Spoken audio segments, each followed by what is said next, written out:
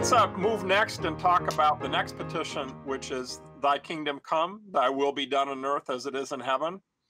That is such a big scope prayer, Mark, and I Yeah. wonder what your reflections are as you grow in praying it, especially over these last months and years. This is actually where it becomes the most challenging for me, is because I would literally leave my watching the sunrise, especially here in DC, and I watch it when it comes up over the Potomac River. And where I watch it, there's this beautiful walk where I can walk for miles right along the river.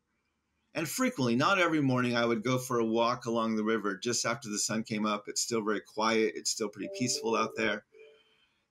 And I found myself literally 5 minutes after I just sat with Creator, giving incredible gratitude and heartfelt, sincere gratitude for what I was experiencing and able to be a part of. And I would find myself 5 minutes later walking down this path in a very heated debate, if not literally screaming at God. And I couldn't understand the disconnect. And part of what I was looking at, and when I look at this prayer and I look at how frequently we pray, especially in the Western Church, right? Jesus's prayer here is very big. Your kingdom come, your will be done, right? It's fascinating. We don't see Jesus petitioning God for individual needs and specific circumstances that he might experience throughout the day.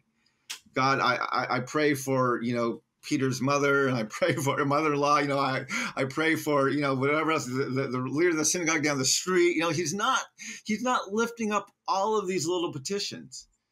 He's praying these bold, big prayers that are hard to kind of pinpoint what's being answered and what's not. And he's really laying all of these things at God's feet. And I know for myself, as a Christian raised in the church, I've been taught to bring a lot of these individual petitions before God on a regular basis. And I found that what that can do is it can lead almost to a sense of holy anxiety, right? Of, I have to pray for these things. I forgot to lift up this individual need or that individual person or this thing around me. And I would actually, that would cause anxiety, or it would make me focus on, again, things around me that I couldn't necessarily control. And so I did a few things with this section of the prayer and with my own prayer discipline. First of all, Jesus says, your kingdom come, right? And that makes sense. He was living in Israel, and Israel had been a kingdom for a long time. They knew kings, they knew kingdoms, they knew all the things that went with that. And my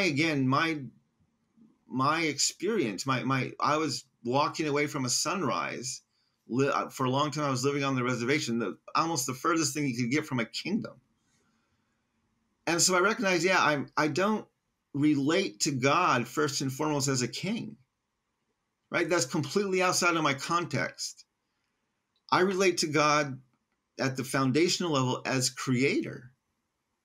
And so instead of saying your kingdom come, I began to say, may your creation flourish.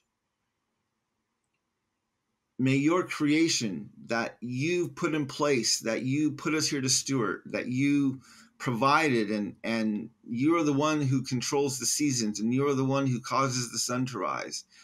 May what you put in place continue to work. May it continue to flourish. May it continue to do what you intended for it to do. And then in the place of your will be done, I actually would say your will be done, but what I began to do, and this is how I began to kind of combine my very Western individualistic prayer sessions with how Jesus seems to pray much more globally and even communally.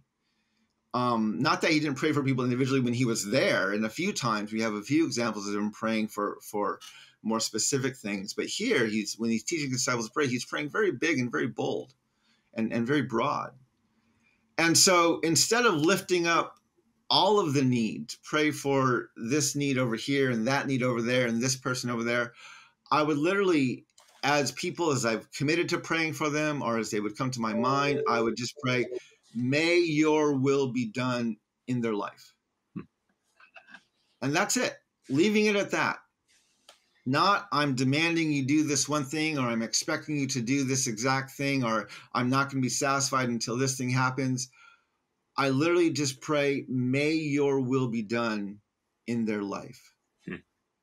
And I found that what that does is it allows me to allow God to be God, or creator to be creator. My knowledge is limited. My experience, my faculties are limited. My knowledge is limited. I don't know, even if what I think may be best for someone, I don't know what's truly going to be best for them. And so by praying it more generally, I just, Creator, this person's on my mind today. I see the way that they're struggling, or I see the way that they have this challenge. May your will be done in that.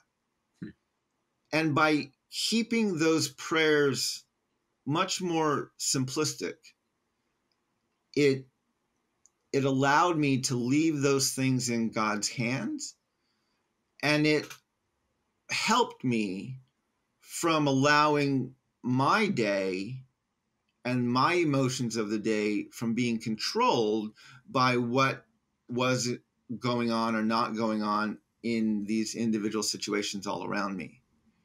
And I found it led me to being able to find my joy be much more consistent, instead of being brought really, really high and really, really low all the time.